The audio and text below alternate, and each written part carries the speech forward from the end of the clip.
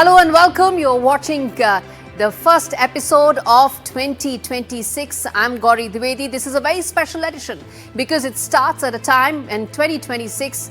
It has been a great note for India to begin the new year. Its economy has surpassed that of Japan to become the world's fourth largest. This episode tells you what lies ahead for 2026 for India and why this will be a very consequential year for India's ascent. The big stories we're tracking in this episode for you.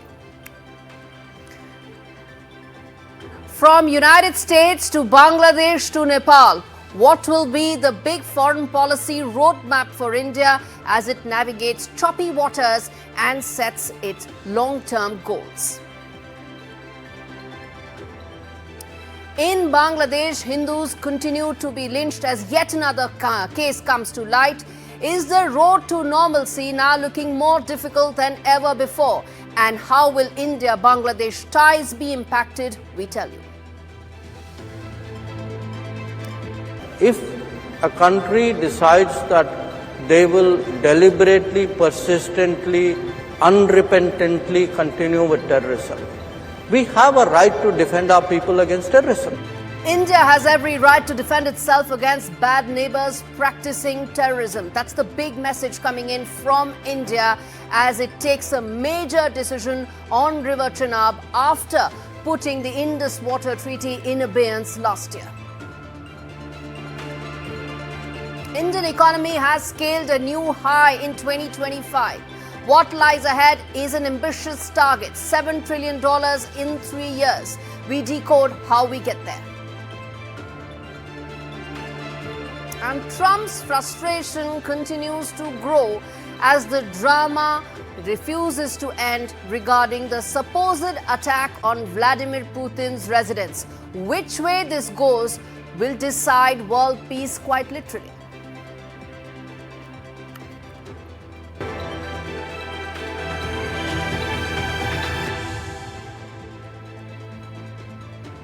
As India steps into 2026, its diplomatic posture signals a clear shift. 2026 will be a year of calibration as countries in our neighborhood stand at inflection points, viewers. For New Delhi, the task is to play multiple tables at the same time, tackling a Trump White House, keep an eye on our volatile neighborhood, engage with China without illusions, and at the same time use trade and technology as strategic tools for our growth. India's 2026 playbook isn't about grandstanding.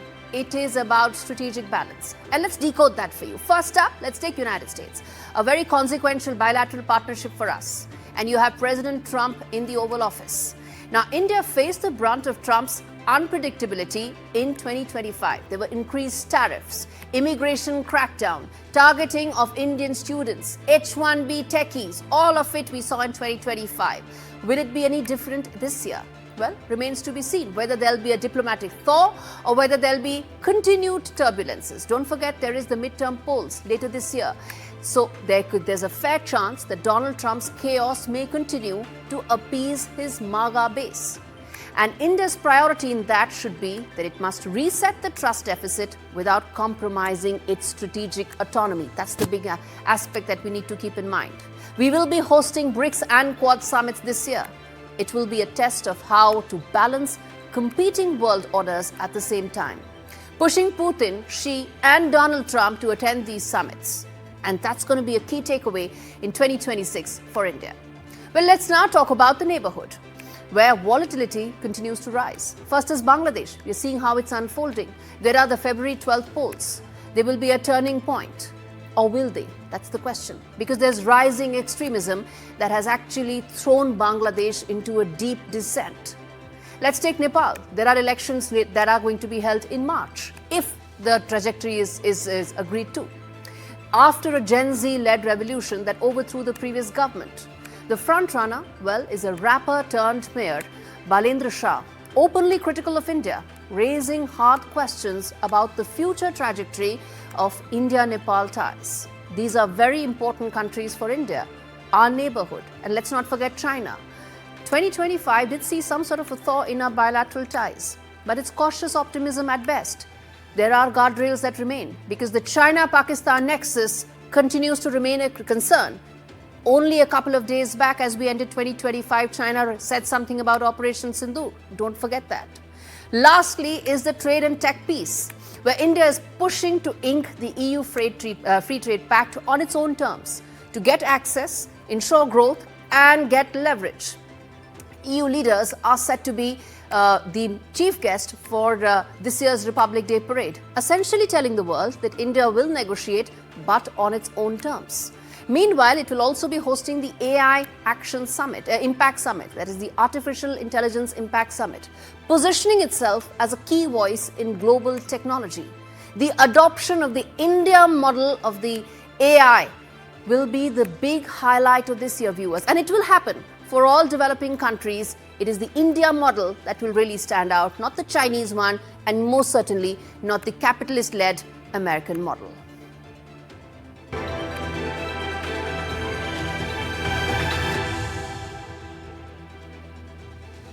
To talk more about how the 2026 roadmap for India is likely to turn out, we have identified those key areas for you. Let's now get in our top voice on the segment, which is Dr. C. Raja Mohan, someone who understands foreign policy very well and with whom we're going to decode what really lies ahead. Dr. Mohan, thanks much for speaking to us on India Ascent. Let me start by asking you the 2026 foreign policy landscape for India.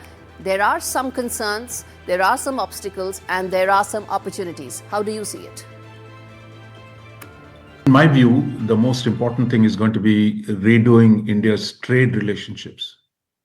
2025 has been a big disruption thanks to President Trump on the global trading system and India's own challenges that it faces because of the Trump tariffs. We've already seen in the 2025 India ramp up some of its free trade negotiations. So my sense is the focus would be internally more economic reform, and externally how does India expand its trade relationships? How does India get more investments? How does India become part of the global supply chains? So I think geoeconomics would be a key element, because without economics, the rest of the foreign policy will only get weaker. You started with geoeconomics, and a corollary of that is semiconductors, artificial intelligence, rare earth minerals. Where do you see collaborations in all these spaces for India going forward? We already seen, I think, India's semiconductor mission that was begun by the present government a couple of years ago is finally bearing fruit. So that's a very, very important component, strengthening India's position in the manufacture of semiconductors. India is already involved in the design of advanced semiconductors, but it's not been a force in the production of semiconductors. So that gap, I think, we're beginning to see filled. But I think India has a long way to go. So it's not going to be something that is done overnight. But I think the first steps have been taken. Second, I think, is in relation to creating shall we say, a system where India, the regulatory structure for the advancement of AI, the government has already issued some draft guidelines that are being looked at by the citizens, and there'll be commentary on that. Also, creating an appropriate regulatory environment. A third, I think, is really the question of how does the international rules play out, and I think the AI summit in February in Delhi will be a major occasion to see where the global rules are going and what India can do to shape those rules. Okay. But I guess, away from that, to the other big priority this year is going to be our neighborhood. There is volatility, whether you take Bangladesh, whether you take Nepal, you take the continuing turmoil in Pakistan. Navigating these choppy waters is going to be our key priority this year. I think there's always this, worry that things are falling apart in the neighborhood. I mean, the neighborhood relationship, if you look at the last 80 years, it's always been up and down. If anyone can tell me there was a particular moment when we were in a golden age with the neighbors, all of the neighbors at the same time, that I would like to hear an answer for that. So I think it's always going to be up and down, sometimes good, sometimes bad. With Pakistan, of course, there's been more bad than good. But with other countries, we've seen phases of intense cooperation, intense engagement. My sense is one of the key areas of focus for 2026 will be how do we reset the relationship with Bangladesh. You've seen Foreign Minister Jaishankar was in Dhaka yesterday to attend the funeral of Khalida Zia, who passed away. And I think he met her son, who's likely the next Prime Minister of Bangladesh, Yes. to engage them. So my sense is, and you've seen the Prime Minister's letter that was released after Mr. Jaishankar's visit, Yes. that is our Prime Minister's letter to Mr. Rahman, who is the son of Khalida Zia. So I think we're sending out signals. India is ready to engage on a mutually beneficial basis. Yes. So if the election results go as expected, if the BNP becomes a leading power, I think we're going to see significant, hopefully significant opportunities to reset the relationship. All right, this is a tough one, but any geopolitical headwinds that we should sort of be embracing ourselves for? I know there's uncertainty, but anything that you could predict? I think if you can predict, of course, it's always easy. No one predicted, even on February 13th last year when Prime Minister Modi met President Trump, things would get down to this messy in terms of the trade relationship. But my sense is the global economic system is in a turmoil. So the question is, there can always be surprises, there can always be more turmoil. So therefore, I think being prepared for managing the global economic turmoil will be a key factor. Second, I think in our own neighborhood and in the Gulf, things are going downhill. We've seen recently the clashes between UAE and Saudi Arabia. We've seen mass protests in Iran taking place in the last few days. I think the Gulf and the Middle East, for all Trump's talk about peace process there, things are pretty unstable. And I think what happens in the Gulf, given the centrality of the Gulf in our neighborhood policy, their importance as an energy supplier, as a host to India's labor, things, so what happens in the Gulf will have a big bearing. In the East, I think the real challenge is China's military power is continuing to grow. Yes.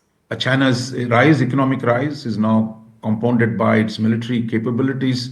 And I think what China does in the region, particularly if Trump is eager to accommodate China, yes, there can be surprises there if US and China come together. All right. Life is about surprises, and let's see what 2026 lies ahead for us. Thanks much, Dr. C. Raja Mohan, for decoding that. In fact, viewers, on that note, slipping into a very short break, we come back on the other side, tell you more about the other big story that we are tracking, how things are unfolding in Bangladesh and what lies ahead in the India-Dhaka relationship. Stay with us.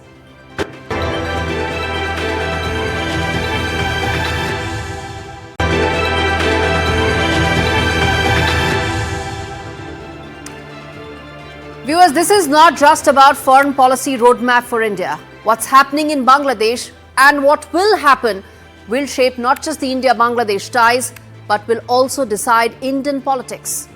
More so due to the upcoming elections, not just in Bangladesh, but also in Bengal and Assam, the two states of India that share their long and porous borders with Bangladesh. If the elections happen in 6 weeks from now in Bangladesh, there's a fair likelihood that BNP may come to power, with Tariq Rahman as the next possible Prime Minister. While any elected government is much better, no matter how flawed the elections may be, than an unelected interim government, it will be a challenging time for India, given BNP's history and stand with regard to India. And while Tariq Rahman is not like his mother, Khalida Zia, he has a legacy to carry forward. He has a party legacy to ensure that he carries it through. What is that likely to be? And how is that going to shape the region? This report answers that for you. Khalida Zia, the first woman Prime Minister of Bangladesh, passed away on 30th of December 2025, marking the end of an era which saw her become Prime Minister of Bangladesh a record 3 times, once with the help of Jamaat-e-Islami in 2001, and positioned herself and her party BNP as leaning towards Pakistan and firmly against India.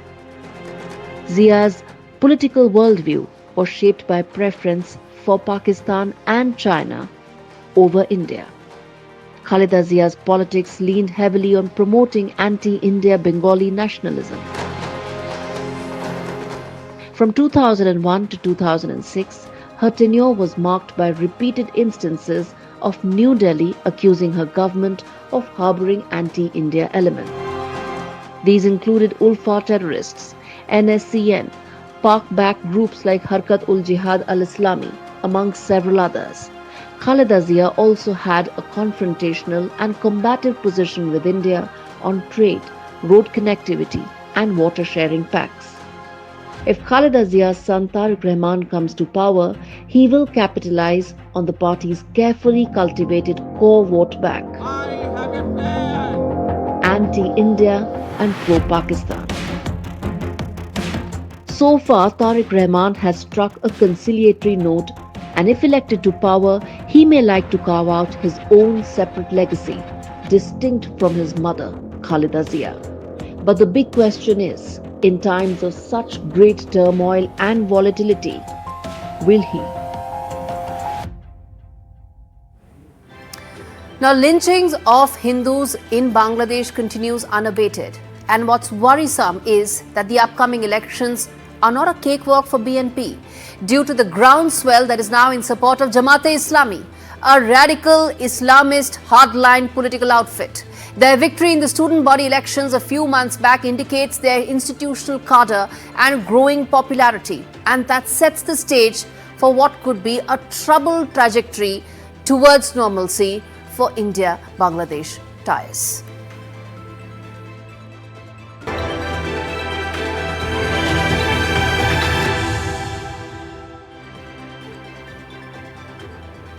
Now, Indian economy ended this year on a bang, viewers, surpassing Japan to become the fourth largest. India's economy is now valued at $4.2 trillion ahead of Japan. And this in a year which was marked by huge trade uncertainties, Trump's continued tariff tantrums and volatility regarding oil purchases. The government's now next target is to reach $7.3 trillion by 2030 and overtake Germany.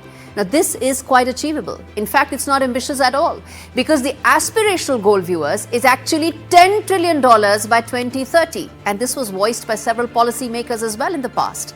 The World Bank has projected that the Indian growth will be about 6.5% this year, the highest in the world. But a middle income status that India is aspiring for is not about a single high growth year. It's about a decade of the same and then more of that. Now, how do we get there? Rising incomes, expanding urban consumption and improving rural purchasing power has essentially been the backbone of growth for India, and that needs to continue. And India's ascent has been steady. Overtaking Japan, viewers, is a symbolic, significant shift in global economic pecking order. But from here on, the reform express needs to be on full throttle. For domestic consumption to remain high, job creation has to be done on a sustained basis. The gig economy in India is celebrated, rightfully so. It's a huge boost, but it can be only a valuable addition to a healthy job creation pipeline. It cannot replicate it, it cannot replace it. And for that, a simple funda needs to be followed. Invested infrastructure, manufacturing and logistics, the third big piece. Breaking into the top three economies requires an aspiration to integrate into the global supply chain. And that's the biggest factor that is required. And one needs to keep in mind that on one end, India competes for cutting-edge technology, and on the other end, it competes with Vietnam for cheaper labor. And integrating these two extremes is essentially what our economic policy is going to be. The fact that Vietnam has replaced China as the largest producer of sneakers should remind us that more work needs to be done, and one needn't ignore the amount of economic activity that is there in terms of cheap labor. And that's where our task is cut out for our policymakers. India's ascent is there, but for us, the trajectory that lies ahead will be dictated by policies.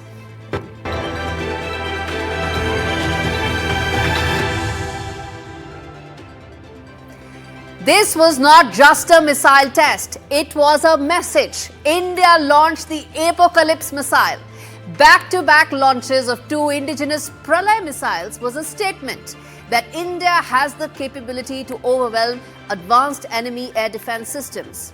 Pralay means apocalypse, and we are talking about S-300 and HQ-9, both of which are used by India's adversaries. Pralay fills a critical gap between conventional artillery and long-range strategic systems. Till now, India relied largely on Agni missiles, as Pakistan fielded the Nasir and China fielded the Dongfeng 12.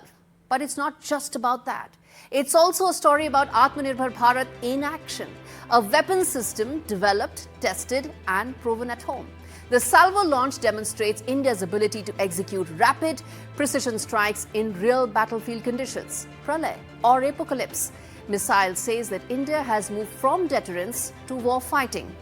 Don't forget, viewers, India has all along said that Operation Sindoor has not ended.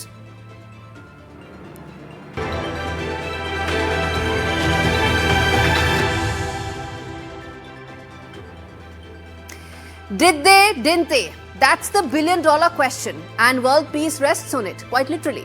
Russia's explosive claim that Ukraine attacked Putin's residence was never just about security. It was about a bid to wrest control of the peace narrative. Moscow's assertion sent shockwaves through diplomacy, threatening to harden positions and stall progress in talks that were already fragile.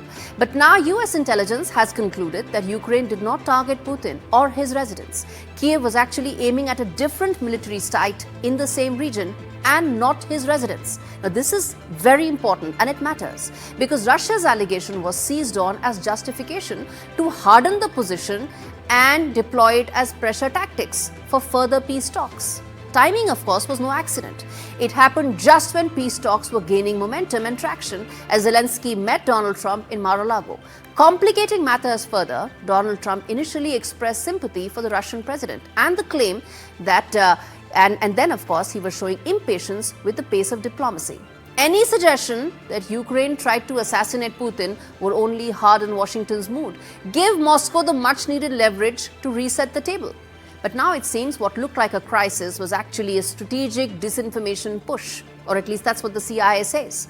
One designed to derail talks at a moment when progress is most possible. Peace hangs by a thread, viewers, and narratives, not bullets, may actually decide its fate. And like the world, India has deep interest in ensuring that this war ends at the earliest. Will it? Well, no one knows that.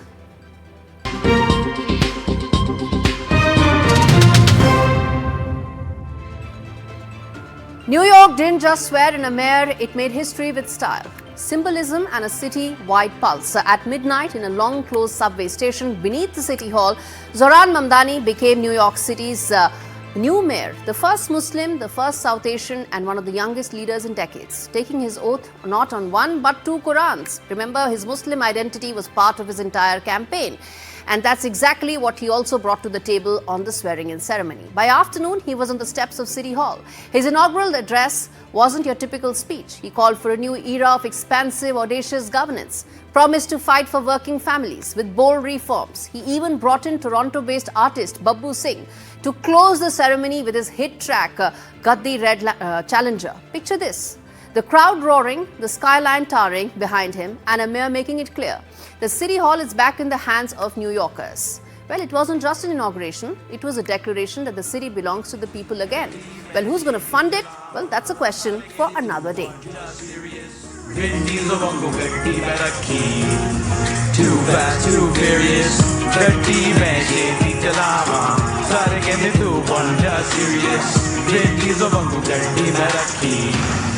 too fast, too furious. I got family, I don't got friends. With that, we come to an end of this edition of India Ascents. Thanks so much for watching.